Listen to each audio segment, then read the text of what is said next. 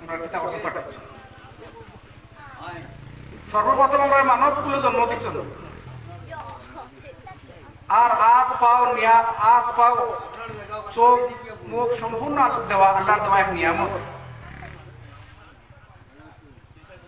ওইটা যদি বান্দায় আল্লাহর নিয়ামতর শুক্রিয়া যে আদায় করাত লাগে জন্ম থেকে মৃত্যু পর্যন্ত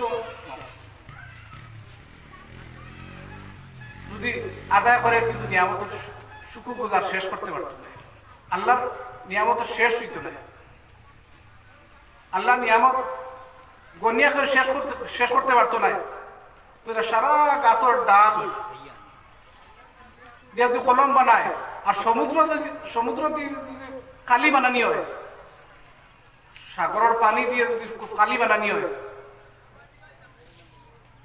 আল্লাহর নিয়ামত লিখিয়া শেষ করা যাইত না। সমুদ্রের পানি শেষ হইত। আমরা বেসমার অসংখ্য নিয়ামতের মাঝে ডুবিয়ে আছি। আজকে সবাই নাকর মাঝে টিপা মারি দেখা, চোখ মুজিয়া দেখা, দুনিয়া অন্ধকার। সামান্য একবার 2-3 মিনিট শ্বাস বন্ধ হয়ে গেলে আমরা কি তা করি, শেষ। খালি সামান্য চোখ খান মুজিয়া দেখা, দুনিয়া তার কিচ্ছু দেখা যায় না। আজকে আপনি আমি যতটুকু ইচ্ছা অতটুকু দেখতে পারি। আজকে আপনি আমি ইচ্ছা মতো শ্বাস যতটুকু লোয়া লাগে লইয়া, যত পান করা লাগে করতে পারি।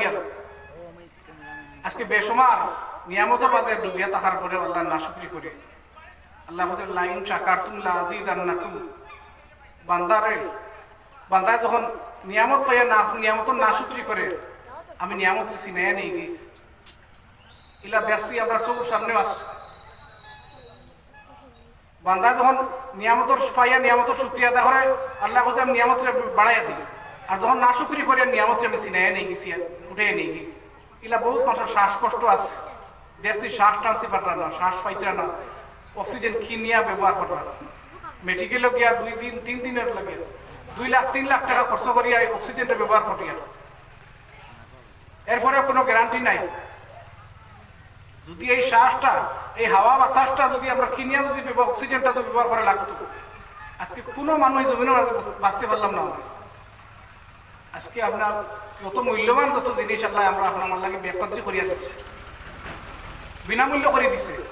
এটা কিনা লাগে না, পানি কিনা লাগে না। যদি বাজার থেকে পানি কিনিয়া খাওয়া লাগতো, 1 লিটার পানি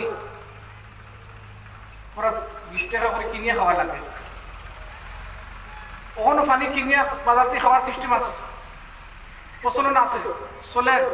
যদি ইলা পানি কিনিয়া ওখানে বড় ধরনের রান্না বাড়া খাওয়া থেকে শুরু করিয়া, গা ধোয়া থেকে শুরু করিয়া সারা যদি খালি কিনিয়া ব্যবহার করা হইতো, এই দুনিয়ার মানব যা বাঁচার কোনো উপায় আছিল না। আল্লাহ এইগুলা পানি রেখে তারপর বিনামূল্য করিয়া দিচ্ছিল, বেসমা করিয়া দিচ্ছিল। এত নিয়ামতের মাঝে ডুবিয়া থাকার বাদেও আল্লাহ নাশুকরি কেমনে করি?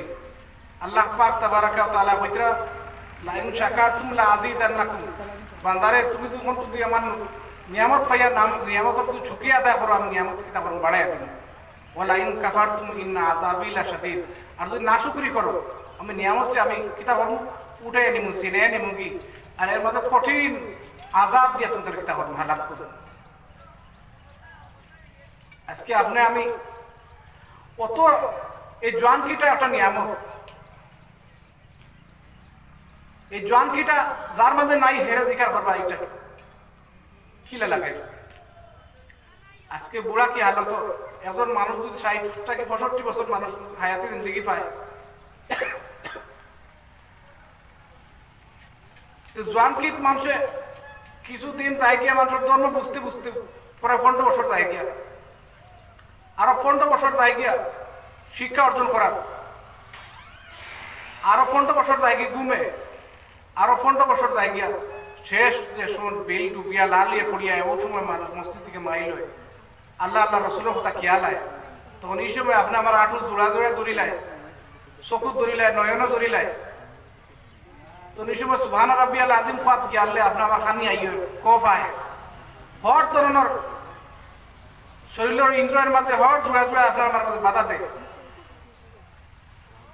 আপনি আমি জোয়ানকির মাঝে আল্লাহ আল্লাহ করতাম, জোয়ানকির মাঝে যখন আপনি আমি আল্লাহ আল্লাহ করবো তখন আপনার আমার নিয়ামত শুক্র গুজার হবে।